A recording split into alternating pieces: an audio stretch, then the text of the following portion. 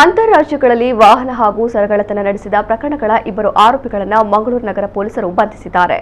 ಫೈಸಲ್ ಮತ್ತು ನಿತಿನ್ ಕುಮಾರ್ ಬಂಧಿತ ಆರೋಪಿಗಳಿಂದ ಸುಮಾರು 1,20,000 ರೂಪಾಯಿ ಮೌಲ್ಯದ ಚಿನ್ನದ ಸರ ಮತ್ತು ಕೃತ್ಯಕ್ಕೆ ಬಳಸಿದ 45,000 ರೂಪಾಯಿ ಮೌಲ್ಯದ ಬೈಕ್ ಅನ್ನು ಪೊಲೀಸರು ವಶಪಡಿಸಿಕೊಂಡಿದ್ದಾರೆ.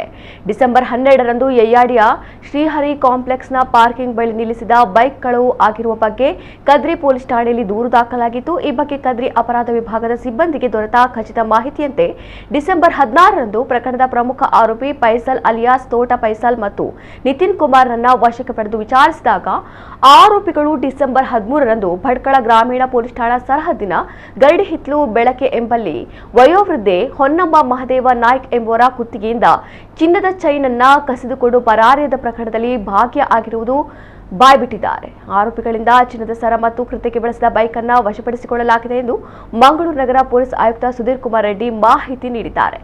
ಆರೋಪಿಗಳ ವಿರುದ್ಧ ಈಗಾಗಲೇ ವಿವಿಧ ಠಾಣೆಗಳಲ್ಲಿ ಹಲವು ಪ್ರಕರಣ ದಾಖಲಾಗಿತ್ತು.